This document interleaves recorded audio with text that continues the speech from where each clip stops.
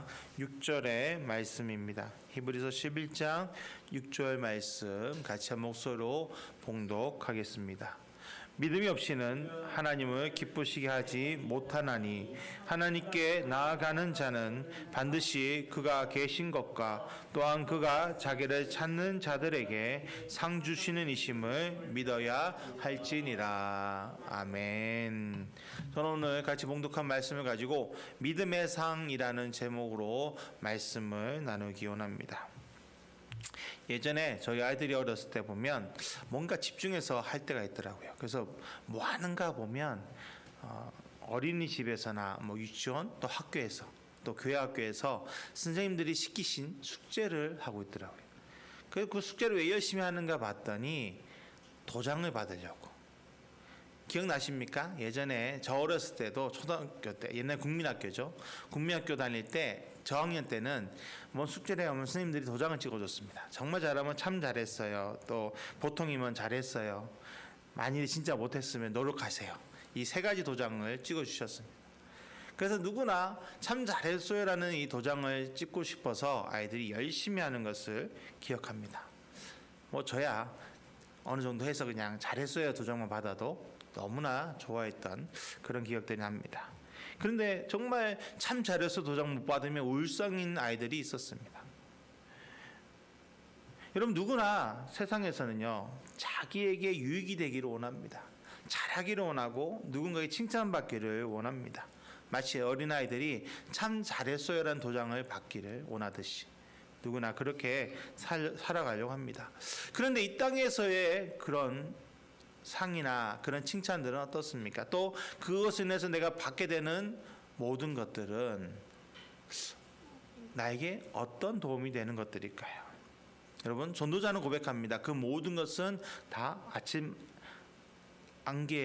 햇살에 사라지는 아침 안개와 같다라고 이야기합니다. 그러면서 전도서 1장 14절 이렇게 말합니다.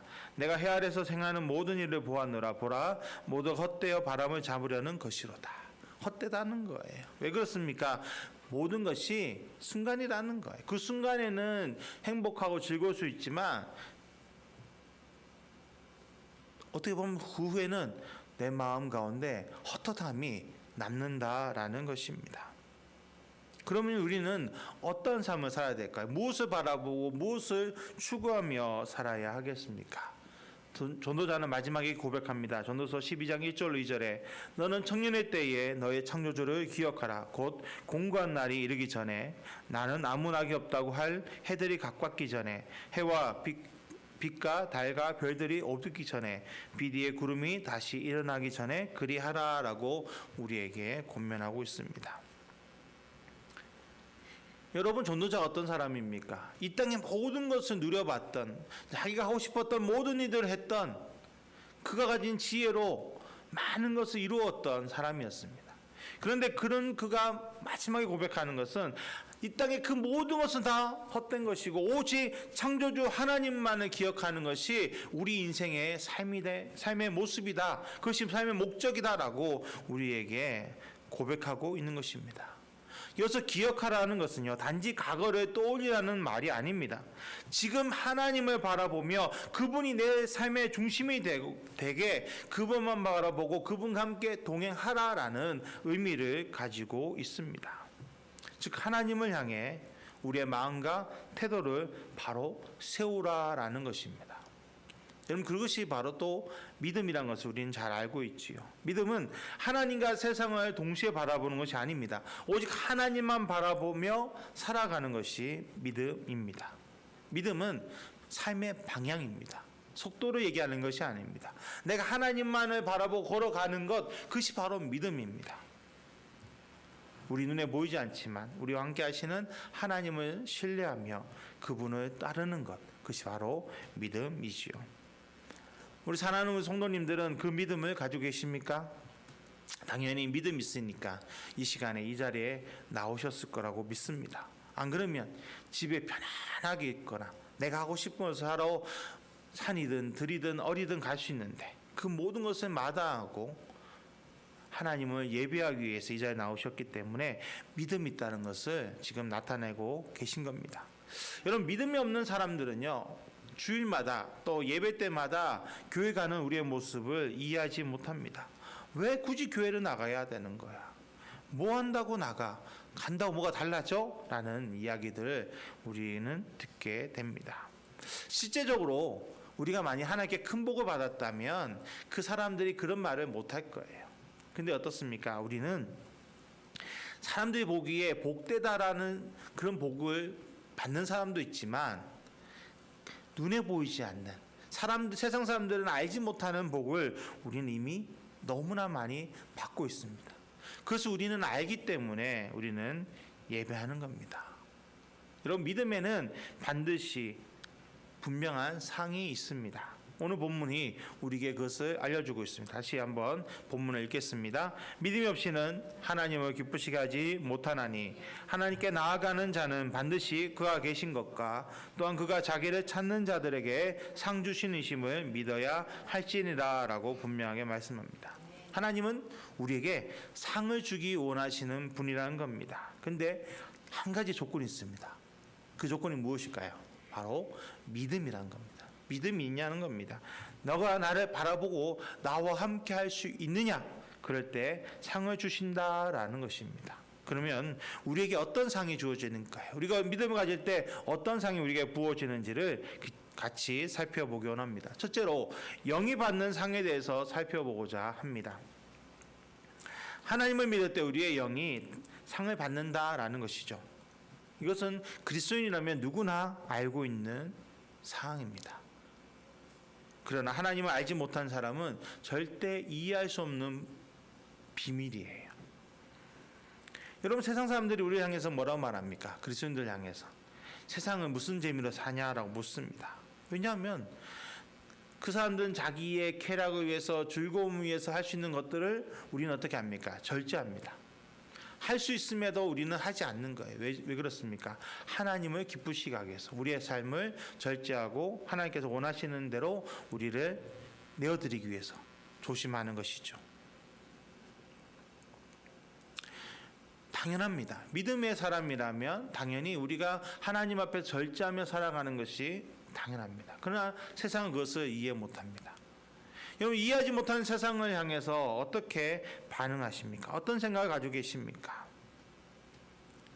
하나님 앞에 우리가 예배하는 것이 얼마나 즐거운지 그들이 알지 못해서 답답함을 느끼십니까? 아니면 나도 모르게 세상 사람들의 그 말에 그러게 내가 왜 여기 있지? 라는 의문을 가지고 계시지는 않습니까? 여러분, 예배를 드리는 이유는 무엇입니까? 우리가 하나님을 찾는 이유가 무엇입니까? 하나님을 만남으로 내 안에 나도 모르는 기쁨이 솟아나기 때문입니다.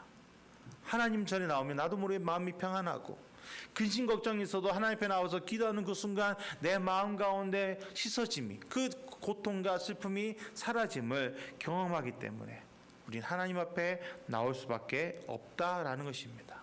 이런 즐거움을 세상 사람들은 알지 못합니다. 오병이어의 기적을 체험한 사람들은 그 다음날 또 예수님 앞에 나옵니다. 왜냐하면 예수님 앞에 나와서 떡을 얻으려고, 또 그날의 양식을 얻으려고 예수님 앞에 나옵니다. 그때 예수님은 말씀하십니다. 나는 하늘에서 내려온 생명의 떡이다. 나를 먹어야 산다라고 말합니다. 이 말이 그 자리에 모였던 많은 유대인들에게는 이해가 되지 않는 거예요. 무슨 하늘에서 내려온 떡이야? 어떻게 그 떡을 예수님 저 사람 어떻게 내가 먹을 수 있어? 그 의문으로 그들은 예수님을 떠나버립니다. 그때 예수님이 12명의 제자에게 물어보십니다. 너희도 떠나려느냐?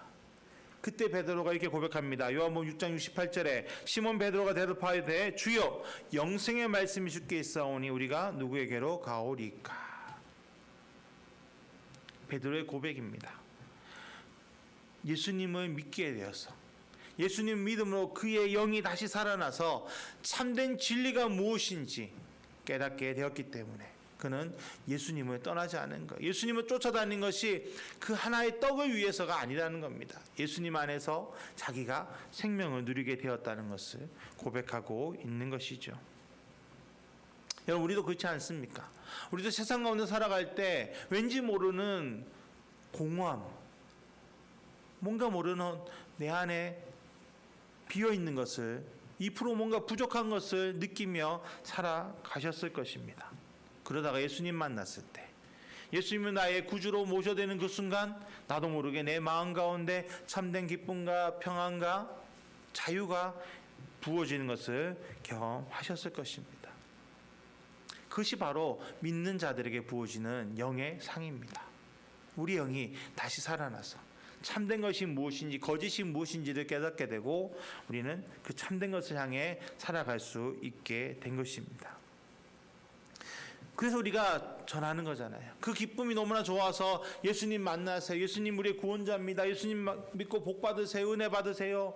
삶의 변화되세요. 축복 받으세요. 라고 말합니다. 그렇게 전도하는 겁니다. 근데 세상 사람들은 그 말에 어떻게 반응합니까? 그들은 알지 못합니다. 깨닫지 못합니다.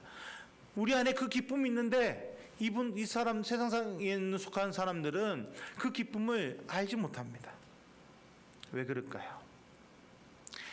하나님의 은혜로 영이 산 자만이 예수님이 나의 구원자 되시고 그 예수님을 인해서 내 삶에 참된 기쁨과 자유와 평안이 부어진다는 것을 깨닫기 때문입니다. 그런데 영이 죽어 있는 사람은 아무리 노력해도 알지 못합니다. 영이 죽은 사람의 성경을 보면요, 책이에요, 그냥. 그러나 영이 산 우리가 성경 말씀을 볼 때 어떻습니까? 그것은 생명입니다. 능력입니다. 여러분, 소돔과 고모라가 왜 그렇게 타락했습니까? 아담과 하와가 범죄한 이후 사람들은 자기 안에 그 채워지지 않는 헛헛함 때문에 어떻게 하면 그것을 채울 수 있을까? 자기 안에 있는 그 목마름을 어떻게 하면 채울 수 있을까? 쾌락을 쫓아갔다는 겁니다. 그런데 여러분, 쾌락은요, 쫓으면 쫓을수록 더 큰 목마름만 느끼게 할 뿐입니다. 참된 자유와 기쁨을 주지 않습니다. 그러니 더 쾌락적으로 더 자극적인 것을 찾는 것뿐이에요. 요즘 드라마를 보시면 아닌 드라마도 있지만 너무 자극적인 내용들이 많지 않습니까? 왜 그럴까요? 옛날에 그 순수했던 뭔가 그 드라마 안에서 그 깨달음을 줬던 그런 내용들이 요즘 잘 없어요. 가끔 있기만 대부분의 드라마들은 뭔가 자극적입니다. 폭력적이고 자극적입니다. 왜냐하면 그것을 사람들이 원하기 때문입니다. 너무나 이제 더 마지막 때에 돼가다 보니 더 악해져 가는 것 같습니다. 그렇기 때문에 우리는 더 깨어야 합니다. 우리 그리스도인들은 세상의 헛된 것을 쫓지 않습니다. 그런 것들로 우리는 우리의 목마름을 채우지 않습니다. 왜 그렇습니까? 이미 예수님께서 우리를 위해 십자가에서 피 흘려 주심으로 우리에게 영원한 생명수를 부어주고 계시기 때문입니다. 요한계시록 21장 6절로 7절에 또 내게 말씀하시되 이루었도다. 나는 알파와 오메가여 처음과 마지막이라. 내가 생명수 샘물을 목마른 자에게 값없이 주리니 이기는 자는 이것들을 상속으로 받으리라. 나는 그의 하나님이 되고 그는 내 아들이 되리라 라고 분명하게 말씀하고 계십니다. 세상을 이기는 자, 무슨 뜻입니까? 세상과 동행하지 않는 자, 세상을 던지는 자, 하나님만 바라보는 자, 그들에게 하나님께서는 생명수 샘물을 값없이 주신다라는 겁니다. 그것을 지금 우리는 이미 받았습니다. 또 앞으로도 계속 받을 것입니다. 그렇기 때문에 우리는 목마름이 없는 거예요. 세상이 갈증으로 괴로워해도 우리는 하나님 앞에서 자유하는 겁니다. 이미 우리는 하나님 앞에서 이긴 자이심을 믿으시기를 축복합니다. 하나님께서 우리에게 정말 생명수 샘물이 우리에게 솟아나도록 우리 가운데 부어주고 계십니다. 우리의 심령은 이미, 우리 영은 다시 살았고 우리 영은 이미 하나님의 은혜로 충만해 있습니다. 우리가 믿음으로, 하나님의 믿음으로 우리 영이 살고 우리 영의 참 자유와 기쁨을 누리게 된 것을 믿습니다. 둘째로 혼이 받는 상에 대해서 나누기 원합니다. 혼에 대해서는 마음과 정신이라고 정의하기를 원합니다. 오늘날 많은 사람들은 어떻습니까? 스트레스와 문제로 인해 아픈 삶을 살아갑니다. 고통스러운 삶. 가정에서도 직장에서도 어디서도 참 평안을 누리지 못하는 스트레스와 그 문제로 인해 어려워하는 인생을 살아갑니다. 어떻게 내가 생활할까? 어떻게 아이들을 키워야 될까? 내가 무엇을 해야 될까? 막 그런 스트레스가 엄청 많아요. 또 직장 가면 어떻습니까? 일에 대한 스트레스, 또 실적에 대한 스트레스, 사람들과의 마찰로 인한 스트레스 엄청납니다. 그래서 요즘에는 암들이 많이 발생한다고 말하잖아요. 그리고 두려움이 세상 사람들을 붙잡고 있는 것 같습니다. 사람들이 많은 곳에 가보면요, 웃는 사람이 거의 없어요. 다 무표정하거나 아니면 찡그리고 살아갑니다. 무엇을 해야 되는지, 어떻게 살아야 될지 막막한 것이 인생의 모습이다라고 보여집니다. 여러분, 우리 그리스도인들도 사람이기 때문에 이런 스트레스와 두려움을 경험할 수밖에 없습니다. 그렇지만 우리는 알고 있죠. 이런 스트레스와 두려움은 하나님이 주신 것이 아니라는 것을. 하나님은 우리에게 평안과 담대함을 허락하셨습니다. 예레미야 29장 11절에 여호와의 말씀이니라 너희를 향한 나의 생각을 내가 아나니 평안이요 재앙이 아니니라 너에게 미래와 희망을 주는 것이라 라고 분명하게 말씀하고 계십니다. 아담과 하와가 범죄하기 이전의 삶의 모습, 우리가 정확하게는 다 알지 못하지만 성경 가운데 기록된 것은 무엇입니까? 그들이 하나님과 동행하면서 하나님께서 주신 열매들을 먹으며 행복하게 살았다라는 겁니다. 근심 걱정 없었던 삶이 바로 이 아담과 하와의 에덴 동산의 삶이었습니다. 어떻게 보면 세상 사람들이 원하는 파라다이스, 낙원, 천국이 바로 범죄하기 이전의 아담과 하와의 삶이었지요. 이런 삶을 이사야는 이렇게 표현합니다. 이사야 11장 6절로 9절에 그때 이리가 어린 양과 함께 살며 표범이 어린 염소와 함께 누우며 송아지 어린 사자와 살찐 짐승이 함께 있어 어린아이에게 끌리며 암소와 곰이 함께 먹으며 그것들의 새끼가 함께 엎드리며 사자가 소처럼 풀을 먹을 것이며 젖먹는 아이가 독사의 구멍에서 장난하며 젖된 어린아이가 독사의 굴에 손을 넣을 것이라. 내 거룩한 산 모든 것에서 해됨도 없고 상함도 없을 것이니 이는 물이 바다를 덮은 같이 여호와를 아는 지식이 세상에 충만할 것입니다 라고 고백하고 있습니다. 이런 삶이 우리에게 이미 주어졌다라는 것입니다. 하나님 우리를 풍족하게 하시고 어떤 근심 걱정 없이 우리를 살아가도록 우리를 인도하여 주십니다. 여러분, 근데 천국이 되는 조건이 뭡니까? 하나님이 계시느냐의 여부입니다. 하나님이 계시면 그것이 천국이고 하나님이 계시지 않으면 그것은 천국이 아닙니다. 만일에 내가 하나님과 함께 오두막에 산다, 그럼 그 오두막이 천국이라는 겁니다. 근데 궁궐 같은 집에 살면서 내가 산의 진미를 다 먹지만 그곳에 하나님이 같이 계시지 않으시면 그것은 천국이 아니다라는 것입니다. 여러분, 우리가 믿음을 가진다는 것은 하나님과 함께 동행하는 겁니다. 그럼 그 하나님 우리에게 무엇을 주실까요? 고린도후서 3장 17절에 주는 영이시니 주의 영이 계신 곳에는 자유가 있느니라. 하나님의 영, 예수님이 함께 하시고 성령님이 함께 하시면 우리가 참 자유를 누리게 된다는 겁니다. 자유는 무엇입니까? 얽매이지 않는 겁니다. 걱정하지 않는 겁니다. 두렵지 않는 겁니다. 예수님이 사람들에게 말씀 증거하실 때 하루 종일 그들은 굶고 있을 말씀 들었습니다. 예수님은 그 모습을 안타까워하셔서 빌립에게 말씀하십니다. 우리가 떡을 줘서 저들을 배부르게 하자. 그때 빌립이 뭐라고 고백합니까? 예수님, 그럴 수 없습니다. 이 사람들에게 떡을 주더라도 200데나리온의 떡이 부족합니다. 그리고 그만큼의 떡을 살 곳도 없습니다. 여기는 강야입니다. 할 수 없습니다. 빌립은 스스로를 아주 자랑스러워했을 겁니다. 이처럼 냉철하고 이처럼 계획적인 답을 내놓은 사람이 아무도 없을 거야. 여러분, 그런데 예수님은 이런 빌립의 모습을 원하셨을까요? 오늘날 그리스도인들은 이런 빌립과 같은 삶을 살아갑니다. 이미 하나님께서 나에게 모든 것을 채워주신다, 나와 함께 하신다, 내가 너를 강하고 담대케 하겠다, 두려워하지 마라, 놀라지 말라라고 말씀하고 계심에도 불구하고 눈에 보이는 환경에 마음을 뺏깁니다. 그리고 어떻게 합니까? 근심하고 걱정하고 아파합니다. 그러면서 하나님께 따집니다. 하나님 살아계십니까? 하나님 살아계시다면 이럴 수 없습니다 라고 얘기합니다. 그러면서 스스로는 난 지혜로워 라는 생각을 합니다. 여러분, 그러나 믿음의 사람은 이런 빌립과 같은 사람이 아니라 안드레와 같은 사람입니다. 안드레는 어떻습니까? 보리떡 5개와 물고기 2마리, 어린아이의 도시락입니다.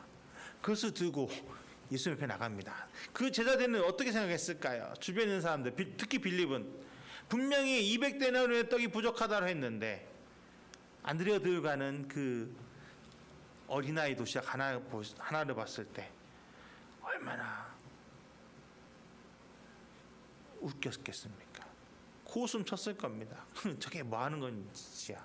뭐 하는 거야 지금.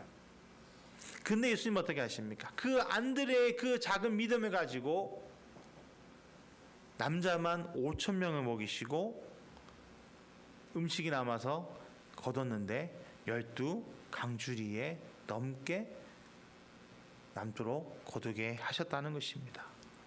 이것이 바로 믿음입니다. 믿음은 계산하는 것이 아닙니다. 계산하며 사는 사람은요, 작은 일에는 어려움을 이겨낼 수 있습니다. 그러나 내가 계산할 수 없는, 내가 할 수 없는 큰 문제가 다가오면 다가올수록 어떻게 될까요? 스트레스와 두려움으로 인해서 더 걱정하고 어려워합니다. 그에 반해 믿음의 사람은 어떻습니까? 큰 문제가 다가오면 다가올수록 평안함을 느끼는 것이 믿음의 사람입니다. 다윗이 그 아들 압살롬을 피해 도망갈 때 시편 3편 6절에 고백합니다. 천만이 나를 에워싸 진친다 하여도 나는 두려워하지 아니하리이다. 여러분, 지금 다윗의 마음이 어땠을까요? 적군이 나를 친다 해도, 나를 쫓아온다 해도 두려워할 텐데 친아들이 나를 쫓아온다, 나를 죽이려 한다라고 는 사실을 알게 될 때 얼마나 그 마음에 두려움도 있겠지만 분노도 같이 솟아올랐을 것입니다. 그런데 그런 다윗의 고백은 천만이 나를 에워싸 진친다 해도 나는 두렵지 않다라는 것입니다. 왜 그럴까요? 다윗은 믿음의 사람이었기 때문입니다. 시편 3편 3절 5절에 여호와여 주는 나의 방패시오 나의 영광이시오 나의 머리를 드시는 자이시니이다. 내가 나의 목소리로 여호와께 부르시더니 그의 성산에서 응답하시는도다. 내가 누워 자고 깨었으니 여호와께서 나를 붙드심이로다라고 고백합니다. 왜 두렵지 않았을까요?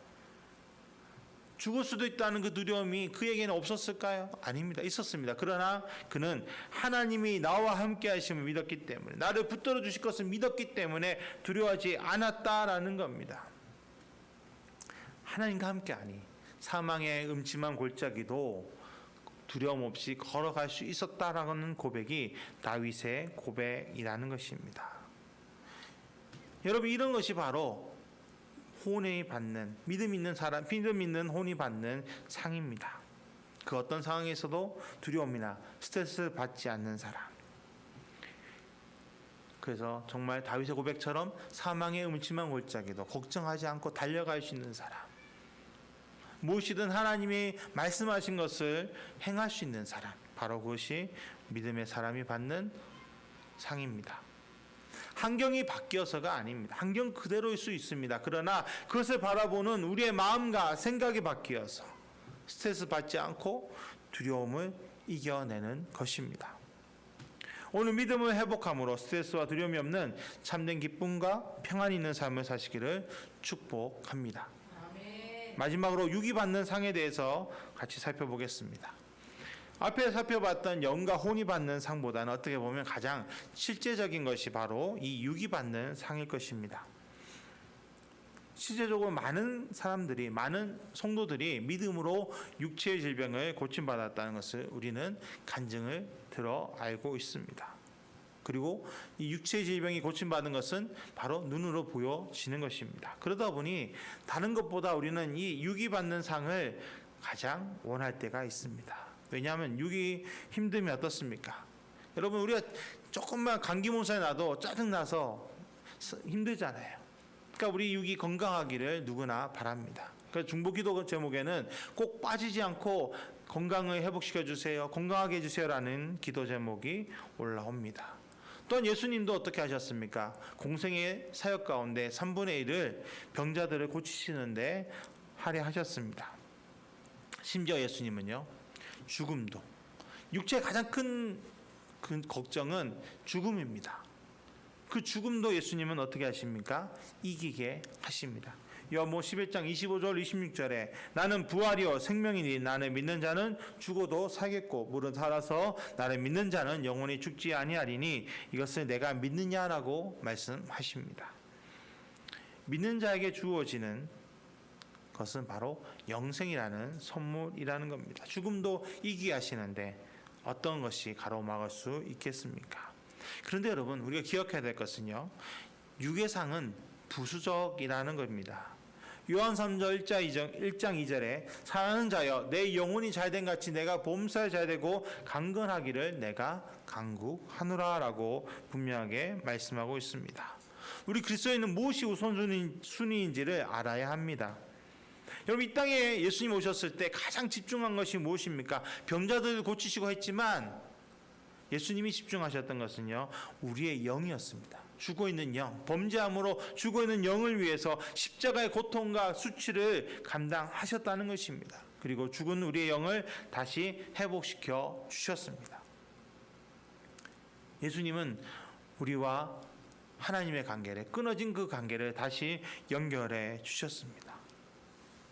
여러분, 우리는 그 무엇보다도 하나님과 나와의 관계에 집중해야 합니다. 하나님하고 멀어져서는 안 됩니다. 떨어져서는 안 됩니다. 하나님의 손을 붙잡고 우리 나아가야 합니다. 왜 그럴까요? 복의 근원은 하나님이시거든요. 하나님이 우리를 복 주시는 분이고 하나님을 만난 것 자체가 우리에겐 가장 큰 축복이기 때문에 우린 절대 하나님을 다시 놓지 말아야 합니다. 하나님과 함께 동행하면 그 하나님께서 나의 모든 것을 채워주십니다. 육체의 피로도, 모든 환경의 피로도 다 채워주십니다. 그러니 여러분, 육체의 축복은 하나님과 붙어 있으면 당연히 하나님은 우리에게 허락하여 주십니다. 자연스럽게 우리의 육체가 건강해집니다. 왜냐하면 스트레스 받지 않았어요. 우리 몸의 질병 가운데 큰 요인이 바로 스트레스입니다. 스트레스 받으면 우리의 몸에 좋지 않은 영향을 끼칩니다. 근데 우리가 스트레스 받지 않으니까 어떻게 됩니까? 건강이 저절로 찾아오게 됩니다. 물론 하나님의 계획 안에서 바울과 같이 육체의 가시를 경험하기도 합니다. 그러나 육체의 가시는, 하나님이 허락하신 육체의 가시는요, 나의 약함을 고백하게 하고 하나님만을 의지하게 만드는 것이기 때문에 그 또한 우리는 축복이다라고 고백할 수밖에 없습니다. 여러분, 우리 사랑하는 우리 성도님들은, 또한 저는 바울의 고백처럼 믿음의 경주를 하는 선수들입니다. 여러분, 선수들은 열심히 노력합니다. 열심히 훈련합니다. 왜 그렇습니까? 경기에서 이겨서 받는 상을 원하기 때문입니다. 그래서 정말 훈련이 힘들고 어려워도 좌절하지 않습니다. 그 상을 바라보며 피땀 흘려 노력합니다. 그리고 그 수고의 결과로 상을 받을 때 그들은 진심으로 기뻐합니다. 여러분, 우리도 믿음의 경주를 달리는 믿음의 선수들입니다. 그리고 분명한 믿음의 상이 우리에게 주어집니다. 믿음으로 하나님을 바라볼 때 우리 영이 살아나서 하나님과 동행하게 되고 세상이 알지 못하는 참된 진리와 자유를 깨닫게 됩니다. 또한 세상은 스트레스와 두려움으로 어려움을 겪지만 믿음 안에 있으면 마음과 생각이 평안과 기쁨, 자유로 충만하게 됩니다. 또 믿음으로 사는 사람은 하나님의 뜻 안에서 육체의 질병도 고침받아 더욱 믿음의 경주를 완주할 수 있는 축복을 누리게 됩니다. 하나님 우리에게 이미 축복을 약속해 놓으셨습니다. 그 축복을 누리는 것은 단 한 가지입니다. 나의 믿음입니다. 내가 믿음을 가지고 하나님만 바라보고 하나님을 찾고 하나님 만나면 하나님께서 나의 모든 기도에 응답하시고 나를 묶고 있는 모든 무거운 짐을 해결해 주십니다. 그리고 나에게 넘치는 사랑과 은혜를, 축복을 부어 주십니다. 우리는 하나님 앞에 나아가야 합니다. 그리고 하나님만 바라봐야 합니다. 하나님만을 쫓아야 합니다. 그럴 때 오늘 본문의 말씀처럼 하나님께 나아가는 자는 반드시 그가 계신 것과 또한 자기를 찾는 자들에게 상조 주심을 믿어야 하시니라는 이 말씀이 우리 안에 충만하게 임할 줄 믿습니다. 반드시 우리가 하나님을 찾을 때 우리에게 상 주시는 분이심을 고백하기를 축복합니다. 오늘 정말 믿음으로 우리가 상을 사모하고 하나님께 주신 그 상을 받아 누리고 믿지 않는 우리 이웃들에게, 우리 형제들에게 하나님의 그 사랑과 예수님의 구원자 되심을 전하는 귀한 우리 성도님 되시기를 예수님의 이름으로 축복합니다. 다 기도하겠습니다. 하나님, 이 시간 주님께 나아갑니다. 주님만 바라봅니다. 의지합니다. 우리 가운데 임하시는 주님 너무나 감사합니다. 우리가 얼마나 연약하고 부족한지요. 그럼에도 불구하고 우리가 하나님만 바라보고 하나님과 동행할 때 우리에게 분명한 상을 부어주시고 우리를 평안하게 하시고 자유롭게 하시고 우리의 모든 것을 채워주시고 더 하나님 앞에 믿음으로 설 수 있도록 우리를 인도하심을 감사합니다. 우리가 정말 하나님 그 손을 놓지 않게 해주시고 더 하나님께 가까이 나아감으로 더 성숙해지게 하시고 하나님의 이름을 이 땅 가운데 증거하게 하여 주시옵소서. 우리 가운데 역사하여 주시옵소서. 합력해 선을 이루게 하여 주시옵소서. 오직 주님 앞에 나의 모든 것을 맡기게 하여 주옵소서. 함께 하심을 감사합니다. 주님, 우리 가운데 은혜 부으심을 감사합니다. 예수님의 이름으로 기도드렸습니다. 아멘.